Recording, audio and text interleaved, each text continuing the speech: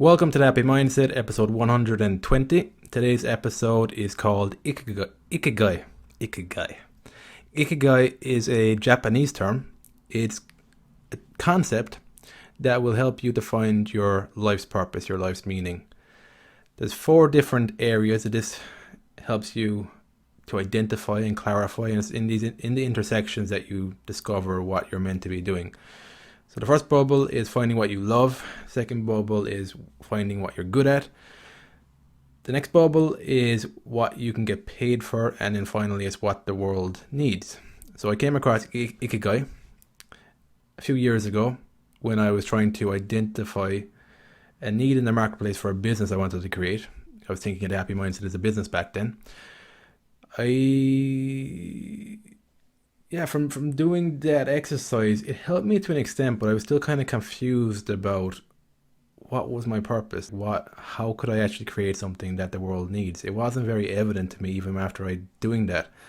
But that's not to say that these things don't help. There's something to keep in mind, that all these little activities and exercises that you do over time, they do help you to think about the world in a way where things start to line up eventually when you start taking into consideration your experience. Because I think there's an element of, you can't really discover what you're good at and what the world needs without any action in the first place, and experimentation and finding out what works for you. Because identifying the 4 circles here is difficult, because you might be able to understand and see what you love doing, but you mightn't get paid for it. There mightn't be a need for it in the world, and you mightn't even be good at it. So it's lining up the 4 circles there that is the tricky part in reality, because the real world can be messy. But I'm just going to talk around how I have understood this concept and how it's helped me to identify how this is playing out in my life at this moment in time. So my approach has been a bit unconventional. I haven't found that one thing that is at the intersection of all 4 circles. What I have found is 3 things that in some way overlap within these circles. So coding, for example, it's a skill that I'm relatively good at. Still quite new to it, but I'm relatively good at it. I've got a job in it. I've got a passion for problem solving. I got a passion for creating and problem solving, and that ties into the coding. I also love writing, but I don't earn enough money from writing for that to be something that I'm getting paid for, that I would consider I'm getting paid for in the world. I actually spend more money on writing than I do on what I receive from writing. But because it's something that I love doing, it's something that I'm passionate about, that I want to get better at, because I see the intrinsic value to writing. Like, it helps me to self-express in a way that I wouldn't be able to self-express otherwise. It helps me to understand my internal world and the effect that that's having on how I view the external world. It's giving me all these kind of under the hood value that I'm willing to place money and importance on. The other side of the coin too is that 3 years ago I earned nothing from coding. I spent more money on learning to code than I was receiving money from it. So I also have a faith as well that ratio over time will change with writing too, as my skill gets better, as I understand who I am as a writer, as my voice as a writer begins to emerge more clearly. Podcasting, again, would be another thing that lies into that. Podcasting, it's a passion of mine. I love speaking. I love talking to interesting people. Again, I pay more money on the podcast than I do in receiving from the podcast. But it's the learning curve. It's an apprenticeship as well, as the way I look at these things. And if I look at what the circle there of what the world needs, this is what I do feel my corner of the world needs. It needs me to write and to podcast and share ideas, share my experiences that I've got clarity around mental health and self-education and just how I see the world. I can see value in me sharing that. So that's, maybe it's a bit egocentric, but I feel like that's something that my world needs. So it's at the intersection that all these things become valuable then. So I've got the coding, the writing, the podcasting, and they fill all those circles. I'm getting paid enough to sustain myself. I've got enough passion and love for what I do, and I'm doing something that I feel the world needs. Without all those things, my life would be a lot more difficult if I'm living in a world where I feel like I've got something that I can share that the world needs and I'm not doing it. I'll have this kind of nagging feeling inside me, and I'll tend to complain a lot, and it'll just bother me a lot. I won't know exactly why I'm bothered, but I'll be bothered. And then the other thing is that I would be turned off people who go, you follow your passion in life, and I wouldn't understand the nuance too much, and then I'd just be bothered by the people who are living a life that I wanted to be living, or following their own path and being brave enough and that type of stuff, and it would just be a whole world of psychological pain. So this thing, it hasn't been an overnight fix like anything, but just introducing these concepts can help guide you in the right direction. Like, I don't expect that Ikigai, sitting down and doing this for a few minutes, will change everything for you, but what it will do, will give you a lens to view the world through. If you really stop and think about it, take the time to draw these circles, fill them in, it'll help you to get clear and identify what are the basic things in your life right now that fit these criteria. You don't have to fill in a lot more detail or beyond that. You don't have to create a crystal clear vision of where all this is going. But what you can do today is get clear on the 1, 2, or 3 things that start to meet these criteria. So what would have thrown me off before is that I thought at the intersection I would have this one job, this one career that fulfilled all of the 4 circles. And I think that can be the case maybe for some people, but that wasn't the case for me. And as long as I held this idea, this belief that I had to have one thing in the middle, I was just on a perpetual, never-ending quest to overlooking what I already had. I just wasn't looking at what I already had, which was the coding, the podcasting, and the writing. I wasn't taking writing, I guess, too seriously, or podcasting in my Ikigai because of the money circle. They weren't earning me money. I was spending more money than that. So I didn't really consider it when I was looking at it through that lens. They didn't meet the 4 circles. But when I put the 3 of them in the middle, it does meet it. It becomes the Ikigai. It becomes that key that unlocks everything for me then. Another thing that would have confused me is that my background in languages. So I spent a lot of time learning French. I love French.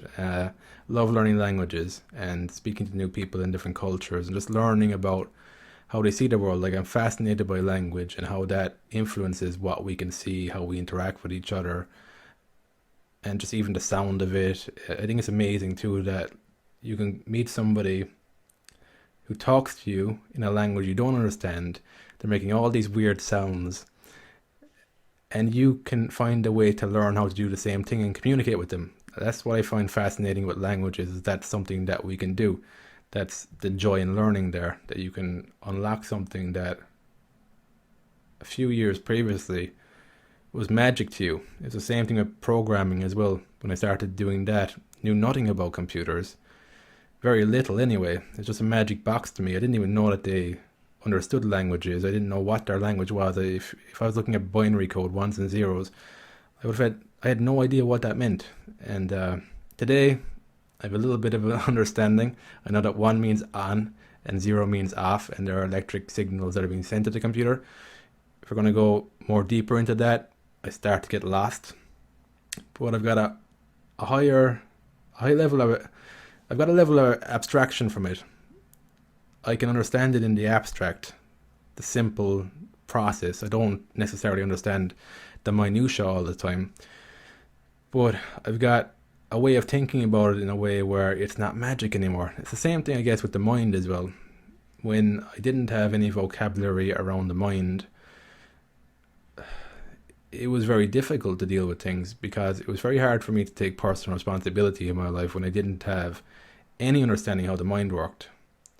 It became a lot easier then over time for me to start seeing why I would take personal responsibility, start seeing how that would change my life. When I started understanding just some basic principles of the mind. Again, with the mind as well, I'm no expert in it. I've got enough of understanding to help me through the problems I'm facing right now, to get me to different solutions, and then I'll keep gaining understanding. As long as I'm staying humble, as long as I've got a beginner's mind, I'm always going to learn something new about how my mind works and how programming works. how writing works, how podcasting works. I'm always going to learn more as long as I keep that beginner mind. Another thing to keep in mind with Ikigai is that this isn't a very clear-cut process. Like anything, it's a bit of a messy process. There's an element of you doubting yourself as well, that you are actually good at something. So that's something as well that can be blocking. This will tie into the zone of competency. Is another great concept to think about when you decide to do different things.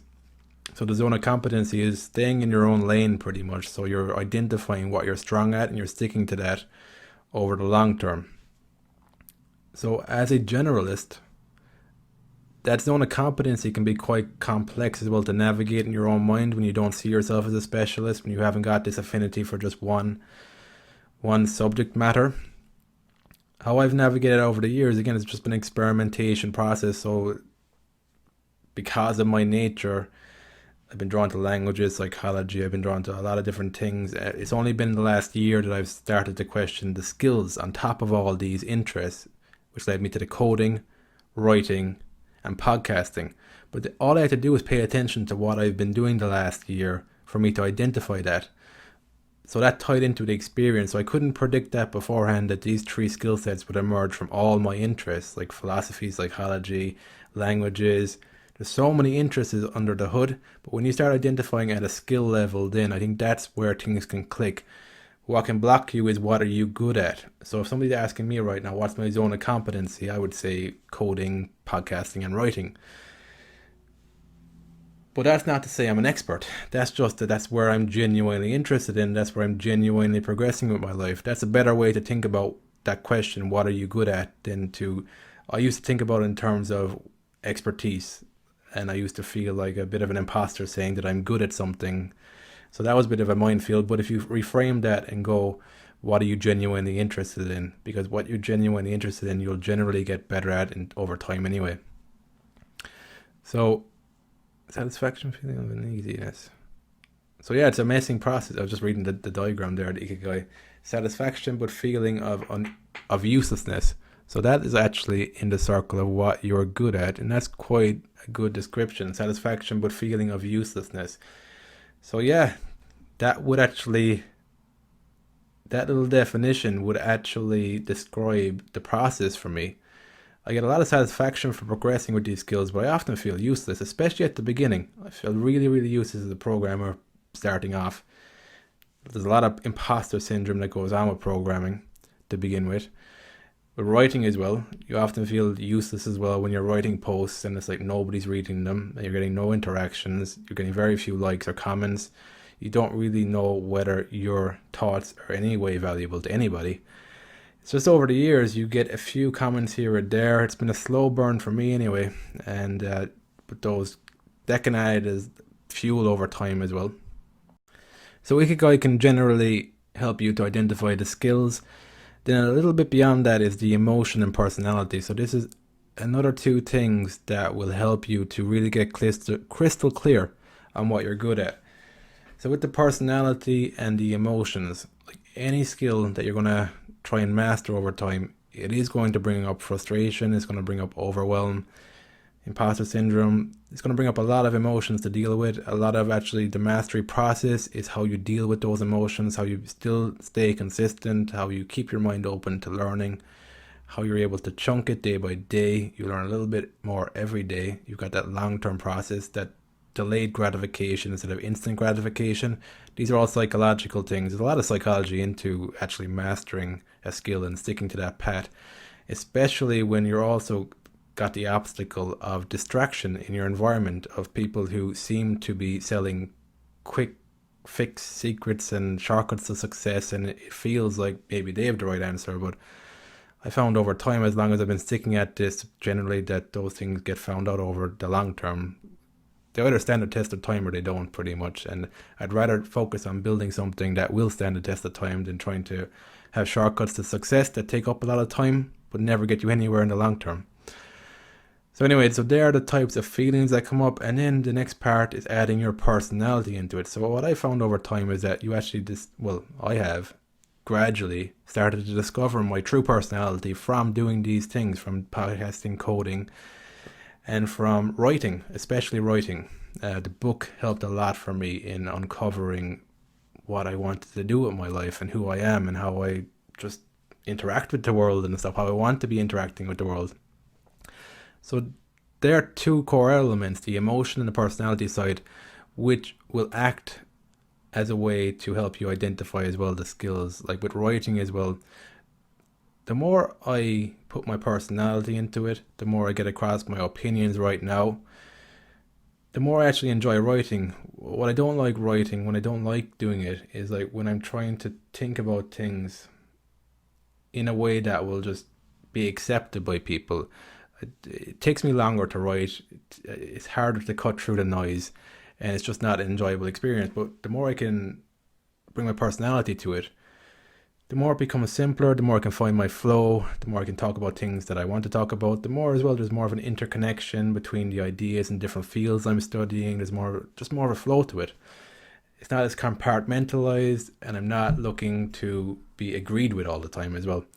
And I kind of get rid of this notion as well of just like, when I thought about writing in university, even doing a bibliography would turn me off writing, to be honest. Like, it was horrible. But today, that's not saying that copying or plagiarism is right, but a convoluted system as well isn't great either. In my work today, I'll reference books that I've read something from that have inspired me, and I don't see why you wouldn't do that. Because as a creative person, what you begin to realize is that there's a lot of similar thoughts, there's a lot of similar ways of looking at things. It's really about how do you start merging and combining this with your own personality and your own flair and drive and passion, how you infuse all the stuff you're doing with that. It's not so much about the ideas. I think when I started off, I was in that belief system of being worried about people stealing my ideas and stuff. I think for a very brief period of time, I was kind of like that, because I bought into that way of being.